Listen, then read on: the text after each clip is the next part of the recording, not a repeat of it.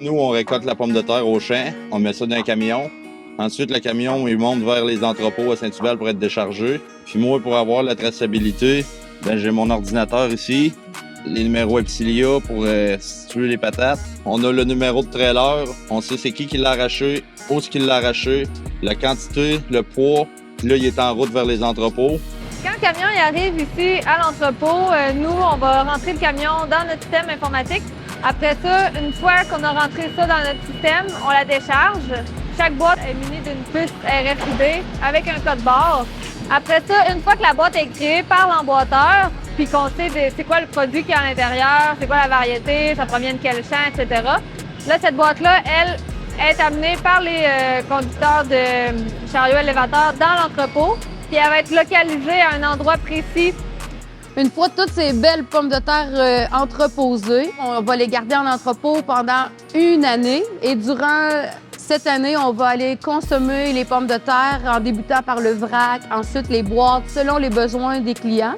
C'est tout simple. Comment ça fonctionne? On va consommer le lot qu'on utilise pour le mettre sur la ligne de lavage. Et ensuite, les pommes de terre vont être lavées. Ils vont être sélectionnés selon des filtres qui vont être insérés là, dans les ordinateurs. Et on va recréer des boîtes lavées, donc on appelle les whips lavés.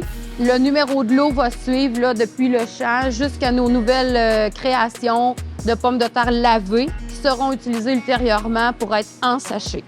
Dans l'un des modules de la solution d'Epsilia, on crée nos articles et on crée également un code de wrapping, de palettisation, qui nous permet ensuite d'automatiser tout le secteur des produits finis. Comme vous pouvez voir, les opérateurs s'assurent que le code de traçabilité est bien inscrit, que le poids est bon, que le scellage est bien fait et vous voyez les sacs de pommes de terre qui montent se faire piler dans les palettiseurs ou par le bras de robot Leclerc. La palette est finie. Automatiquement, elle prend le petit corridor qui lui appartient. Des lecteurs optiques, ils vont la voir, ils vont savoir elle arrive de quelle sortie et automatiquement, c'est le bon patron de wrapping qui va être appliqué selon la sortie, car tout est automatisé. Ensuite, on suit la palette. Une fois qu'elle est wrappée, il y a une étiquette qui s'installe automatiquement sur la palette. Donc, nos opérateurs de chariots élévateurs prennent la palette avec leur mobile, vont simplement localiser la palette dans le frigidaire des produits finis, en attendant, bien sûr, la remorque qui va venir les chercher. Et c'est des millions de sacs de pommes de terre qui prennent la route à chaque année chez Patates Delbecq. Mais chacun de ces sacs, on peut vous dire exactement la journée qu'il a été emballé, sur quelle ligne d'emballage. Ces pommes de terre ont été lavées, quelle date, ils ont été mis dans quelle boîte, ils proviennent de quel entrepôt, de quel champ, récoltés par quel opérateur et quelle machinerie.